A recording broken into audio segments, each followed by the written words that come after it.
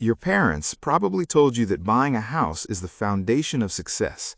The internet says rent and invest the difference. Your coworker who just got the keys to his new place swears it's the best thing he's ever done. Your other coworker, the one whose ceiling just collapsed 3 weeks after closing, hasn't slept properly since. Everyone has an opinion. Almost nobody runs the math. So let's do something different. Let's take two people, same salary, same city, same savings, same lifestyle, but different choices. One rents, one buys.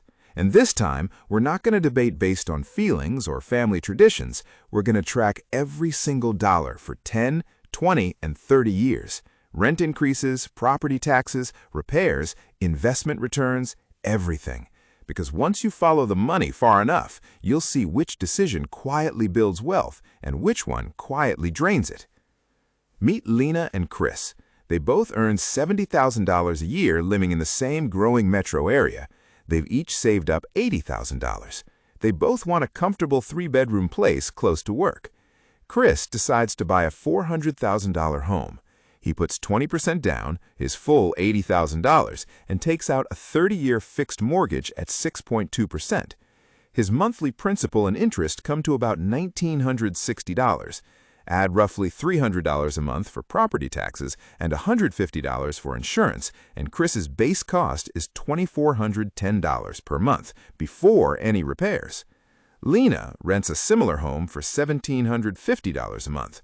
She doesn't pay taxes, she doesn't worry about maintenance, and she keeps her entire $80,000 invested in a broad market index fund, averaging 7.5% per year. She's also saving about $660 each month compared to Chris. She invests half of that difference and uses the rest for spending flexibility. At first glance, Lena looks like the financial genius. Less stress, fewer responsibilities, a growing investment portfolio in the background, and when the water heater explodes, it's not her problem.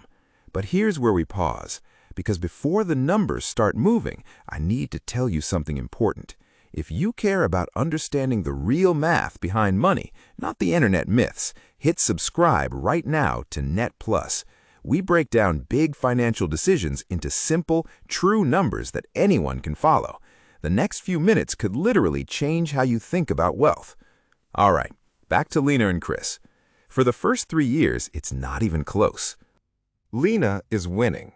Her rent is predictable, her investments compound quietly, and she has zero surprise bills.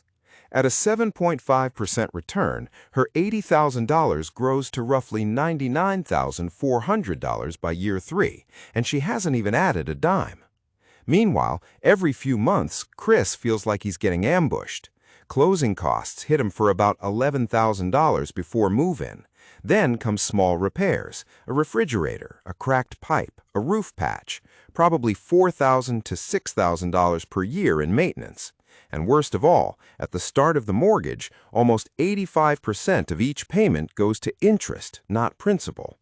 In year 1, he pays over $23,000 in mortgage payments, but less than $3,600 actually reduces what he owes. That's the hidden truth of building equity early on. The bank builds theirs first. By year 3, Lena has paid about $63,000 in rent and holds roughly $99,000 in her portfolio. Chris has paid nearly $87,000 in total housing costs, built maybe $13,000 in equity, and still spends weekends fixing something. If the story stopped there, renting would be the obvious winner. But the story doesn't stop there, and that's exactly why most people's analysis falls apart. When year 4 hits, reality starts to shift quietly. Lena's rent, which began at $1,750, goes up about 4% each renewal, $1,820, $1,890, $1,965, $2,045. Barely noticeable at first, but it builds. By year 10, she's paying roughly $2,590 a month. By year 20, more than $3,850. And by year 30, close to $5,600 for the same kind of house she started in. Chris's mortgage payment? Still $1,960 in principal and interest. Same number every month. Inflation makes that fixed payment feel smaller over time, like lifting the same weight in a world where gravity's slowly turning down. This is where the math flips hard. A house doesn't get cheaper. Your income just keeps rising while the payments stand still. Rent, on the other hand, keeps chasing inflation and wins that race every year. Then comes appreciation. On average, U.S. home prices rise about 3.5% per year in the long run. At that rate, Chris's $400,000 home could be worth around $475,000 by year 5 and over $675,000 by year 10. Meanwhile, his remaining mortgage is down to about $330,000. That's roughly $345,000 in equity, including appreciation, on an $80,000 starting investment. That's leverage. For every 1% his home increases, his equity jumps far more because the growth applies to the total property value, not just his down payment. Lena's index fund is doing well too. Compounded growth means her $80,000 is now roughly $165,000 after 10 years. Solid, but her rent alone over that period has eaten $220,000 in cash. Chris has spent more on costs, yes, but much of it turned into value he owns.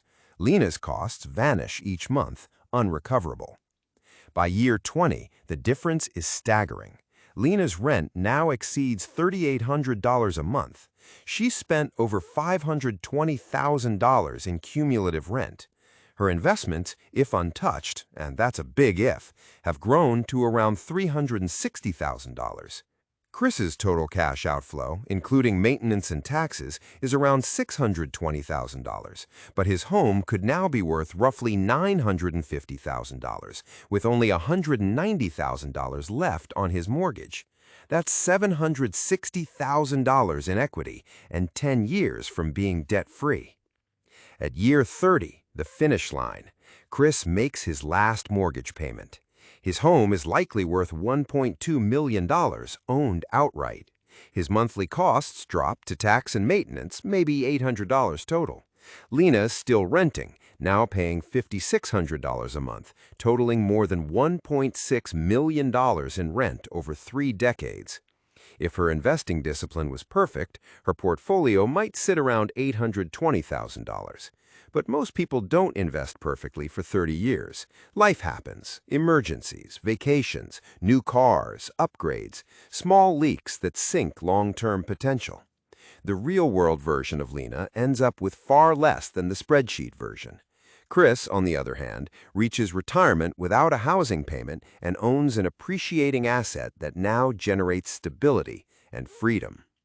To be clear, buying isn't always the right choice. If you know you'll move within 5 years, the transaction costs alone can erase any gains. In ultra-expensive markets where homes cost 50 times annual rent, renting and investing may genuinely come out ahead. And if you can't stomach maintenance surprises or keep a solid emergency fund, ownership can crush your budget. But the bottom line is simple. A mortgage ends, rent doesn't.